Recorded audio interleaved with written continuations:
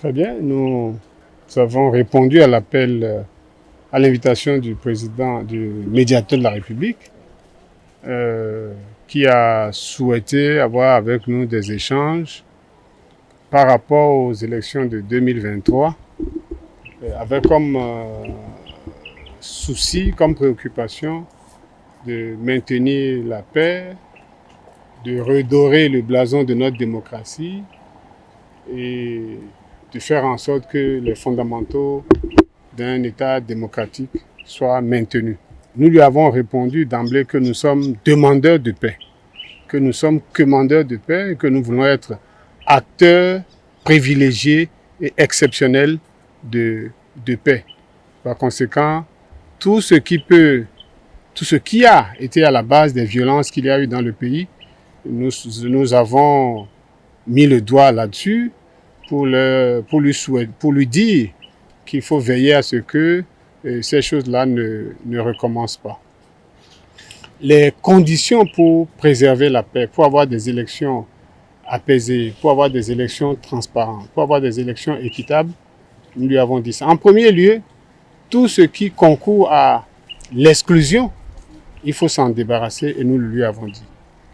En second lieu, tous les textes, toutes les dispositions chrysogènes qui cristallisent les émotions, les ardeurs et tout ça, il faut s'en débarrasser.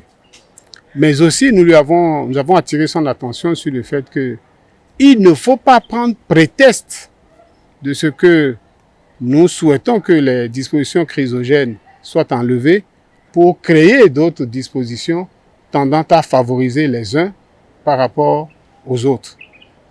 En somme, nous avons eu des échanges fructueux, des échanges à partir desquels nous lui avons laissé un document où nous avons clairement dit qu'il faut faire en sorte que la paix revienne.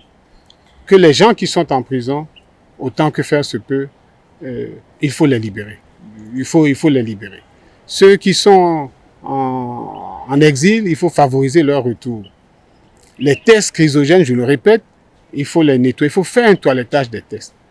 Et il faut faciliter le dialogue entre les partis politiques, avec le chef de l'État, avec les instances, faire en sorte que les instances judiciaires jouent leur rôle et rassurent les populations et que le chef de l'État lève le pied sur le frein pour que nous puissions avancer dans le sens de la promotion de notre démocratie et des libertés. Que pense le Parti Les Démocrates de cette initiative du médiateur de la République? Et derrière, est-ce que vous y croyez véritablement? Est-ce que vous pensez que ça sera gage d'élections libres et inclusives? Nous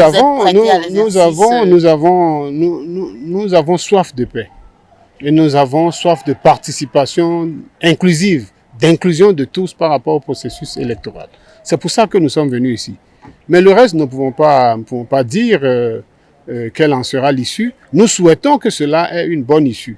Et nous avons donné quelques conseils aux médiateurs en ce qui concerne le reportage de toute l'activité, de faire en sorte que tous les partis, que le dialogue entre les partis soit consolidé, se fasse, que les échanges se fassent sur les préoccupations, afin que l'autorité qui va prendre la décision ou les autorités qui vont prendre les décisions, que ces autorités soient suffisamment outillées pour prendre des décisions justes qui travaillent et qui facilitent la paix et la non-violence. Est-ce que le parti reste cramponné à sa décision de conditionner sa participation à l'écoute de ces recommandations?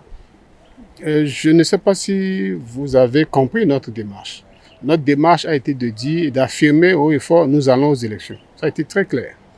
Secondo, si nous voulons avoir des élections apaisées, nous avons fait les recommandations, nous avons dit les conditions pour qu'il y ait une élection apaisée. Si les conditions ne sont pas suivies, vous n'irez pas aux élections. En d'autres termes? Est-ce que vous m'avez compris? Premièrement, nous avons affirmé haut et fort que nous irons aux élections.